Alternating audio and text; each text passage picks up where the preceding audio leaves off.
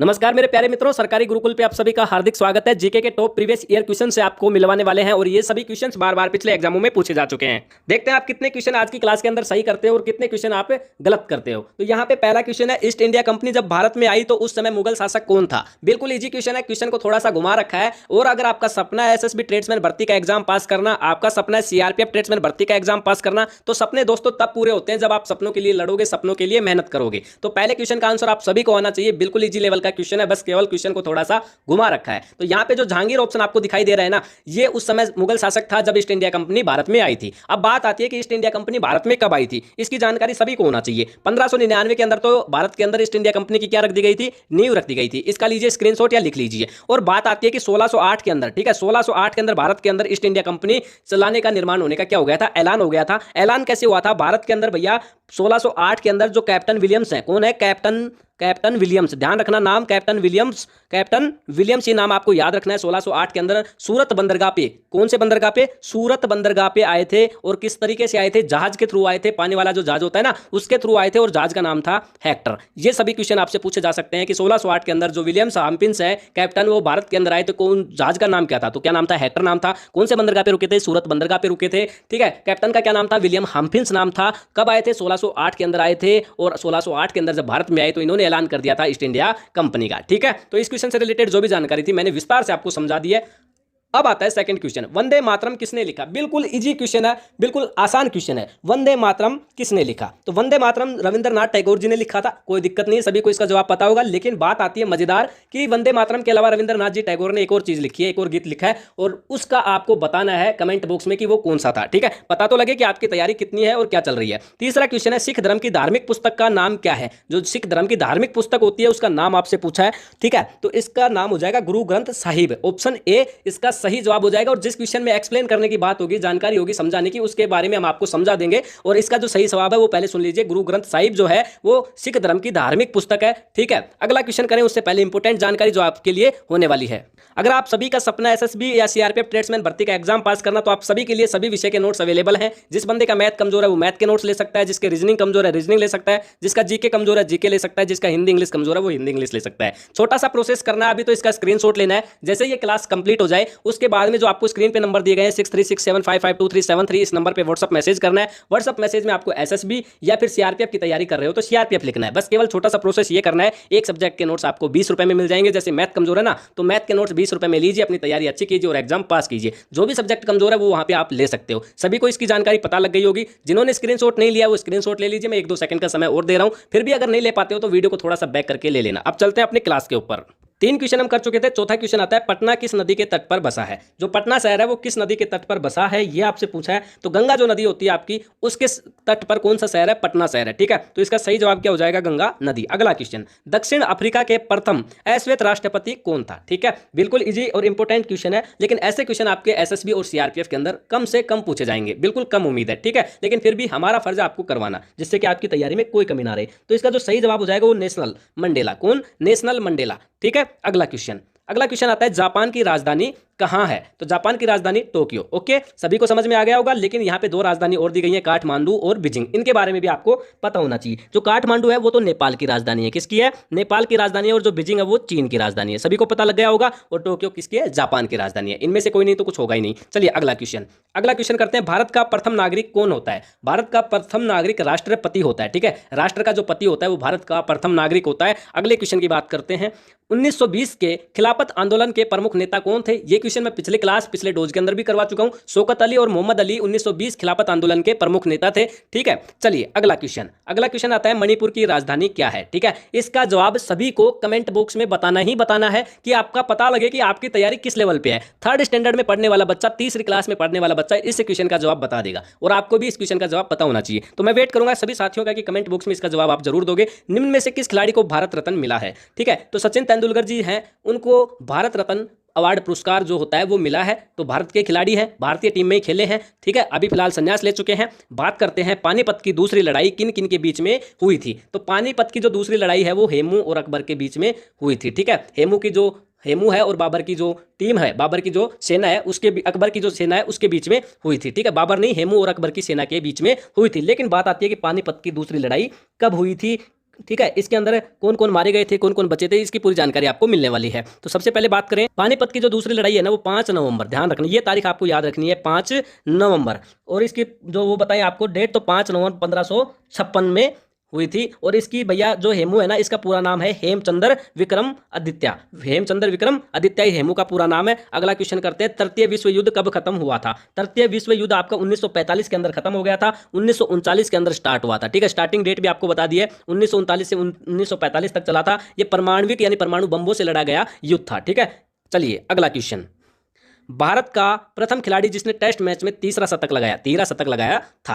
अब इस क्वेश्चन का जवाब भी आपको कमेंट बॉक्स में। क्वेश्चन है, भारत का प्रथम खिलाड़ी जिसने टेस्ट मैच में तीसरा शतक लगाया। इस क्वेश्चन का जवाब लगभग सभी को आना चाहिए, बिल्कुल इजी क्वेश्चन है। वीरेंद्र सहवाग हैं, इन्होंने टेस्ट मैच में तीसरा शतक लगाया और रिकॉर्ड बनाया था। लेकिन बात करें ये मैच किस किसके बीच में खेला गया था, तो इंडिया और साउथ अफ्रीका के बीच में। किसके बीच में? इंडिया और साउथ अफ्रीका के बीच में, ये आपको ध्यान रखना है। इसके अलावा हम थोड़ी सी और बात कर लेते हैं। ये मैच चेन्नई के अंदर खेला गया था, ठीक है, जिसमें वीरेंद्र सहवाग ने तीसरा शतक लगाया था। चेन्नई के अंदर चिदंबरम स्टेडियम में खेला गया था। इतना आपको ध्यान रखना है, केवल इस से रिलेटेड इतनी जानकारी आपको पता होना चाहिए। और इस मैच के अंदर साउथ अफ्रीका ने 540 रन बनाए थे। ठीक है दोस्तों, चलिए अगले क्वेश्चन की बात कर लेते हैं। हर क्वेश्चन के बारे में आपको एक्सप्लेन करके बताया जाएगा। वर्तमान लोकसभा अध्यक्ष कौन है, ये आपसे पूछा है। 4 ऑप्शन आपके सामने है। पहला है सुषमा स्वराज, तो ये गलत होगा। सुषमा स्वराज वर्तमान लोकसभा अध्यक्ष नहीं है, आप सभी को बताया जाता है। सुषमा स्वराज पूर्व विदेश मंत्री थी। कौन थी? पूर्व विदेश मंत्री। अब बात करें दोस्तों अगली सुमित्रा महाजन की, तो सुमित्रा महाजन वो आपकी पूर्व लोकसभा अध्यक्ष थी। पूर्व यानी पहले पूर्व लोकसभा अध्यक्ष थी। चलिए अरुण जेटली की बात करें, तो अरुण जेटली आपके वित्त मंत्री थे। कौन से मंत्री? वित्त राज्य मंत्री। चलिए इनमें से कोई नहीं इसका सही जवाब हो जाएगा। लेकिन बात आती है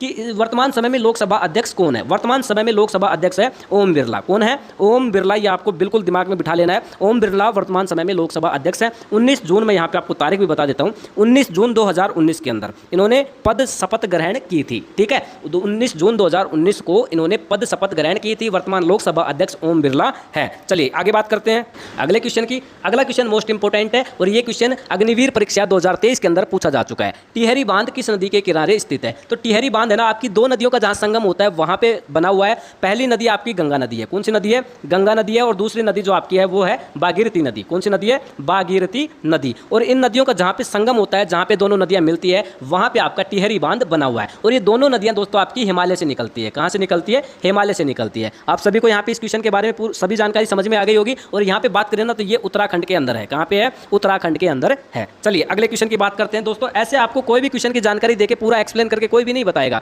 तो यहाँ पे आप सभी की हेल्प के लिए, सभी की अच्छी तैयारी हो जाए, उसके लिए हम आपके लिए कर रहे हैं। चलिए अगला क्वेश्चन है, चिल्का झील किस राज्य में स्थित है? तो चिल्का झील आपसे पूछा है। जो चिल्का झील है ना दोस्तों, वो आपकी उड़ीसा में स्थित है। कहाँ पे है? उड़ीसा के अंदर है। और ध्यान रखना, चिल्का झील खारे पानी की झील है। किस तरीके के पानी की झील है? खारे पानी की झील है। और इस क्वेश्चन के बारे में करें तो ये बंगाल की खाड़ी के अंदर जाके गिरती है। कहाँ पे गिरती है? बंगाल की खाड़ी के अंदर जाके गिरती है। इसकी लंबाई दोस्तों 70 किलोमीटर है। कितनी लंबाई है? 70 किलोमीटर लंबाई है। और यहाँ पे चौड़ाई की बात करें तो 30 किलोमीटर इसकी चौड़ाई है। समझ गए आप सभी? टिहरी जो चिल्का झील आपकी, उसकी लंबाई पूछे तो 70 किलोमीटर आपको बतानी है, चौड़ाई पूछे तो 30 किलोमीटर आपको बतानी है। चिल्का झील में कैसा पानी पाया जाता है? खारा पानी पाया जाता है। और ये बंगाल की खाड़ी में गिरती है। चलिए अगला क्वेश्चन। अगले क्वेश्चन से पहले आपको बता देते हैं, अगर आपको किसी भी सब्जेक्ट के नोट्स चाहिए ना, तो आप ले सकते हो। जैसे आपकी तैयारी कमजोर चल रही है, आप मैथ नहीं पढ़ पा रहे हो, आप रीजनिंग नहीं पढ़ पा रहे हो, तो स्क्रीन पे जो आपको नंबर दिखाए गए हैं 6367552373, इस नंबर पे आपको व्हाट्सएप मैसेज करना है। और जो भी सब्जेक्ट आपका कमजोर है वो आप ले सकते हैं। चलिए अब क्वेश्चन करते हैं, डार्क किस महाद्वीप से संबंधित है? तो डार्क जो है दोस्तों आपका अफ्रीका महाद्वीप से संबंधित है। ठीक है, ऐसे क्वेश्चन बिल्कुल भी आने की उम्मीद नहीं है जो इंडिया लेवल के बाहर से आए, लेकिन फिर भी 1-2 क्वेश्चन बार बार पूछ लिए जाते हैं, तो हम आपको करवा रहे हैं। और ये क्वेश्चन एसएससी एमटीएस एग्जाम 2023 के अंदर पूछा गया है। चलिए अगला क्वेश्चन। अगला क्वेश्चन है, श्रीनगर को लेह से जोड़ने वाला दर्रा कौन है? 3 स्टार क्वेश्चन है, इंपोर्टेंट क्वेश्चन है और बार बार पिछले एग्जामों में पूछा जा चुका है। श्रीनगर को लेह से जोड़ने वाला दर्रा पूछा है, सभी को इसका जवाब पता होना चाहिए। जो जोजिला दर्रा है, कौन सा? जोजिला दर्रा है, वो श्रीनगर और लेह को जोड़ता है। तो जोजिला दर्रा इसका सही जवाब हो जाएगा। अब बात करते हैं अगले क्वेश्चन की। तो सिंधु घाटी सभ्यता का मुख्य व्यवसाय क्या था? देखिए, सिंधु घाटी जो सभ्यता थी उसका मुख्य व्यवसाय था कृषि। ठीक है, कृषि के बेस पे ही वो लोग जीते थे। तो इसका सही जवाब क्या हो जाएगा? ऑप्शन बी, कृषि। चलिए अगला क्वेश्चन, यूएनओ का मुख्यालय कहाँ स्थित है? यूएनओ का मुख्यालय आ जाए तो वहां पे आपको न्यूयॉर्क पे क्लिक कर देना है। न्यूयॉर्क इसका सही जवाब हो जाएगा। अगले क्वेश्चन की बात करें ना, तो जलियांवाला बाग का हत्याकांड कहाँ पे हुआ? ये क्वेश्चन मैं 2 से 3 क्लासों में पहले करवा चुका हूँ और इस क्वेश्चन की पूरी एक्सप्लेन करके जानकारी भी मैं आपको दे चुका हूँ। लेकिन आपको इसका सही जवाब क्या करना है? कमेंट बॉक्स में आपको बताना है कि कितने कितने लोगों को इस क्वेश्चन का जवाब आता है, जिससे मेरे को पता लगे कि आपकी जो तैयारी है वो कितनी चल रही है, आपकी तैयारी का क्या बेस है। तो कोई भी कैंडिडेट ऐसा नहीं होगा जो इसका जवाब नहीं दे पाएगा, सभी के कमेंट का इंतजार रहेगा। अब बात करते हैं, जय हिंद का नारा किसने दिया? बिल्कुल इजी क्वेश्चन है, सुभाष चंद्र जी बोस जो है उन्होंने जय हिंद का नारा दिया था। चलिए अगला क्वेश्चन, उरी कौन से राज्य में स्थित है? और उरी के बारे में बात करें ना दोस्तों, तो उरी वो जगह है जहाँ पे सबसे ज़्यादा क्या होते हैं, सबसे ज़्यादा लड़ाई होती है, सबसे ज़्यादा मुठभेड़ होती है, ठीक है। तो जम्मू कश्मीर के अंदर आपका उरी है, ध्यान रखना। उरी कौन से राज्य में है? जम्मू कश्मीर राज्य में है, आपको बताना है। चलिए अगला क्वेश्चन मोस्ट इंपोर्टेंट होने वाला है कि आरटीआई का क्या अर्थ होता है। आरटीआई का नाम आप सभी ने सुना होगा, जैसे कि भाई हमें किसी भी भर्ती से रिलेटेड कोई जानकारी लेनी होती है कि इस भर्ती में कितने फॉर्म भरे गए, तो हम क्या करते हैं, आरटीआई लगाते हैं। लेकिन आपको यह भी पता होना चाहिए कि आरटीआई का मतलब क्या होता है। आरटीआई का मतलब होता है सूचना का अधिकार, ठीक है। इसका सही जवाब ऑप्शन बी हो जाएगा। अगला क्वेश्चन, कामाख्या मंदिर कहाँ स्थित है? कामाख्या जो मंदिर है वो आपका असम के अंदर स्थित है। केवल आज की क्लास के अंदर इतने क्वेश्चन करेंगे और ये सभी क्वेश्चन बार बार पिछले एग्जामों में पूछे जा चुके हैं, प्रीवियस ईयर क्वेश्चन आपको करवाए हैं। कोशिश रहेगी कि इन क्वेश्चनों से, ये क्वेश्चन जिन टॉपिकों से पूछे गए हैं, इन टॉपिकों से आपके इस एग्जाम में पूछ लिए जाएं। और जो भी क्वेश्चन मोस्ट इंपोर्टेंट था उसकी मैंने आपको पूरी जानकारी बताई है। और आपको वीडियो लाइक करना है, चैनल को सब्सक्राइब करना, और कोई डाउट हो किसी भी तरीके का तो आपको कमेंट करना है, आपके कमेंट का रिप्लाई आपको जरूर मिले। यहाँ पे पहला क्वेश्चन है, शक्कर का कटोरा किस राज्य को कहा जाता है? और आपका सपना है सरकारी नौकरी, और सरकारी नौकरी का सपना पूरा करना चाहते हो तो भैया जीके को अच्छे से पढ़ लेना, जीके को याद कर लेना, जीके को समझ लेना, ठीक है। तो इस क्वेश्चन का जवाब सभी को पता होना चाहिए कि शक्कर का कटोरा किस राज्य को कहा जाता है। बिल्कुल इजी क्वेश्चन है भैया। जो उत्तर प्रदेश से बिलोंग करते हैं, जो यूपी वाले हैं, उनको हम बता देते हैं कि उत्तर प्रदेश को शक्कर का कटोरा कहा जाता है। तो उत्तर प्रदेश इस क्वेश्चन का सही जवाब हो जाएगा। तो बिल्कुल आपको ये क्वेश्चन समझ में आ गया होगा। अब अगले क्वेश्चन की ओर बढ़ते हैं। अगले क्वेश्चन का जवाब आप सभी को पता होना चाहिए, सौर मंडल का दूसरा सबसे बड़ा ग्रह कौन सा है? कमेंट बॉक्स में आपको बताना है कि सौर मंडल के अंदर टोटल ग्रह कितने हैं। लेकिन अभी यहां पे फिलहाल तो आपको इस क्वेश्चन का जवाब बताना है कि सौर मंडल का जो सबसे बड़ा दूसरा ग्रह होता है वो कौन सा ग्रह है। और कमेंट बॉक्स में ये भी आपको बताना है कि सौर मंडल के अंदर टोटल कितने ग्रह हैं। तो देखिए, सौर मंडल का जो सबसे बड़ा ग्रह होता है ना वो शनि होता है, दूसरे नंबर का ये। और यहाँ पे शनि गलत लिखा हुआ है, यहाँ पे इस तरीके का से आएगा, ठीक है। ये टाइपिस्ट ने गलती की है, लेकिन आप सभी को समझा देते हैं कि शनि दूसरा ग्रह होता है सौर मंडल का, जो सबसे बड़ा होता है। अब आता है मजेदार और इंपोर्टेंट क्वेश्चन, जो कि अग्निवीर परीक्षा 2023 के अंदर 3 बार पूछा जा चुका है। फीफा 2018 की विजेता टीम किस देश से है? जो फीफा प्रतियोगिता है 2018 की, विजेता टीम कौन से देश की है, कौन से देश से है? तो इसका जवाब आप सभी को पता होना चाहिए, जो फ्रांस है, ठीक है। फ्रांस ने 2018 में फीफा की जो प्रतियोगिता है उसको जीता है। चलिए अगला क्वेश्चन आ गया, प्रथम एशियाई खेल 1951 कहाँ हुआ था? देखिए, पहला जो एशियाई खेल प्रतियोगिता हुई थी 1951 में, वो कहाँ पे हुई थी? इंडिया के अंदर। ये अपने को पता होना चाहिए ना भाई, इंडिया के अंदर हुई है और हमने को नहीं पता है तो फिर इससे बुरी बात और क्या होगी। तो जो नई दिल्ली है, नई दिल्ली के अंदर 1951 में पहला यानी प्रथम एशियाई खेल प्रतियोगिता हुआ था। चलिए अगला क्वेश्चन अब आएगा, मजेदार और इंपोर्टेंट क्वेश्चन ये आ गया, भारत में सबसे बड़ा कॉफी उत्पादक कौन सा राज्य है? यानी भारत के अंदर जितने भी राज्य हैं उनमें से एक राज्य है जिसके अंदर सबसे ज्यादा कॉफी उत्पाद यानी पैदा होती है। तो वो राज्य आपको बताना है। 4 ऑप्शन आपके सामने है, मुंबई, कर्नाटका, केरल और इनमें से कोई नहीं। इनमें से कोई नहीं तो होगा नहीं, बच गए 3 में से सही जवाब हो जाएगा कर्नाटका। कौन हो जाएगा? कर्नाटका के अंदर क्या होता है? कॉफी उत्पादक सबसे ज्यादा होता है। चलिए भैया, सभी को समझ में आ गया होगा ना। अब बात आती है अगला और मोस्ट इंपोर्टेंट क्वेश्चन की, और ये आ गया आपका क्वेश्चन, भारत का सबसे बड़ा सड़क पुल है जो एक नदी पर स्थित है, ठीक है भाई। एक नदी पर सबसे बड़ा सड़क पुल है जो एक नदी पे स्थित है, तो वो कौन सा ही आपको बताना है। तो यहाँ पे आपको भूपेन हाजिरी पुल दिखाई दे रहा होगा, ठीक है। भूपेन हाजिरी पुल इसका सही जवाब हो जाएगा। ये सबसे बड़ा पुल है और एक नदी के ऊपर है, वो नदी आपको कमेंट बॉक्स में बताना है। जो नहीं बता पाएगा ना उसको अगले वीडियो के अंदर हम बता देंगे। भारतीय नौसेना अकादमी किस राज्य में स्थित है? भारतीय नौसेना अकादमी किस राज्य में स्थित है? तो देखिए, भारतीय नौसेना जो अकादमी है ना वो केरल के अंदर स्थित है। ऑप्शन सी इसका सही जवाब हो जाएगा। और यहाँ पे आया क्वेश्चन, सितारे वाला राष्ट्रीय ध्वज किस देश का है? देखिए, कौन से देश का जो ध्वज है राष्ट्रीय ध्वज, उसके अंदर सितारे हैं, 5 सितारे। कितने सितारे? 5 सितारे हैं। तो चीन का ध्वज आपने देखा होगा, उसके अंदर आपको 5 सितारे देखने को मिल जाएंगे। चलिए अगला क्वेश्चन, वर्ष का सबसे छोटा दिन कौन सा होता है?